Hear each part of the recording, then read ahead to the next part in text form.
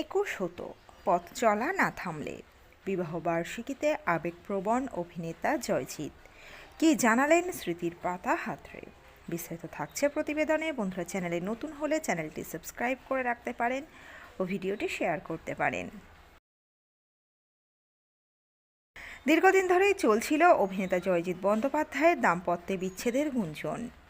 কিছুদিন আগেই তাতে পড়েছে আইনের শিলমোহর। নিজেদের বৈবাহিক সম্পর্ককে ছেদ টেনেছেন অভিনেতা জয়জিৎ বন্দ্যোপাধ্যায় এবং তার স্ত্রী শ্রেয়া বন্দ্যোপাধ্যায়। আইনত বিচ্ছেদ হয়ে গিয়েছে জয়জিৎ আর শ্রেয়ার। গত 2 বছর ধরেই পরস্পরের থেকে আলাদা থাকছিলেন তাঁরা।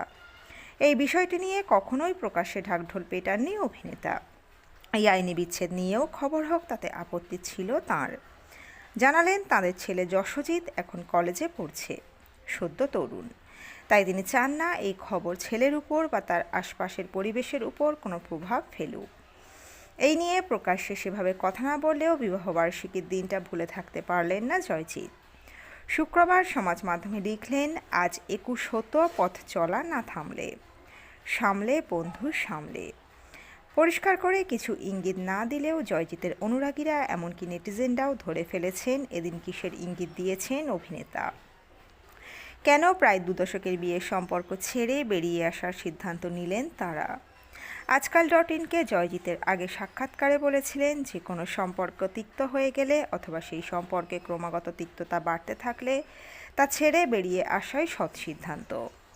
আর আমরা দুজনই যেখানে প্রাপ্তবয়স্ক, তাই এই সিদ্ধান্ত দুজন মিলেই নিয়েছি। আর একটা কথা স্পষ্ট করে বলে দিতে চাই, একে অপরের বিরুদ্ধে আমাদের কিন্তু কোনো অভিযোগ নেই, রাগ নেই। আবার এটাও ঠিক, আমার প্রাক্তন স্ত্রী এখন কি করছেন অথবা কার সঙ্গে আছেন সে সম্পর্কে জানারও আমার বিন্দুমাত্র আগ্রহ নেই, সত্যিই নেই।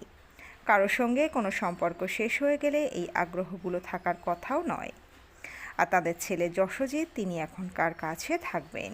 জবাব এসেছিল, আইনত যশজিৎ এখন প্রাপ্তবয়স্ক, সে নিজেই ঠিক করেছে আমার সঙ্গে ও থাকতে চায়।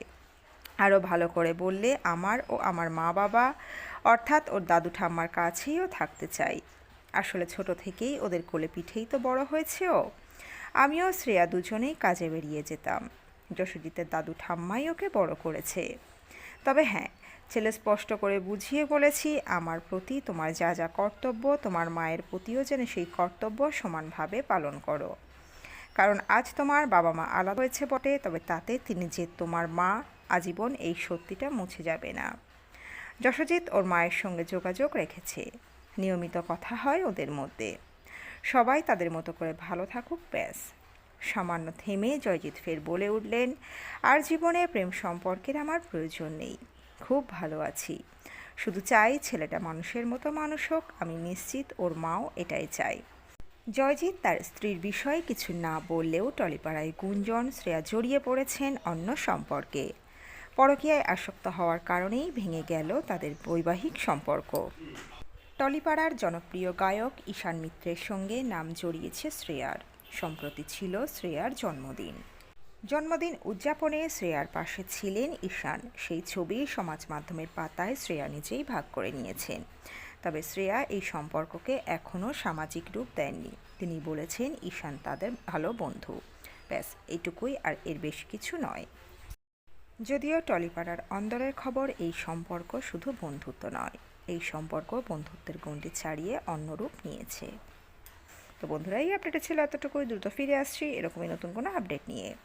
অজানা গল্প চ্যানেলের সঙ্গে থাকার জন্য সকল দর্শক বন্ধুকে অসংখ্য ধন্যবাদ। দেখতে থাকুন, চোখ রাখুন।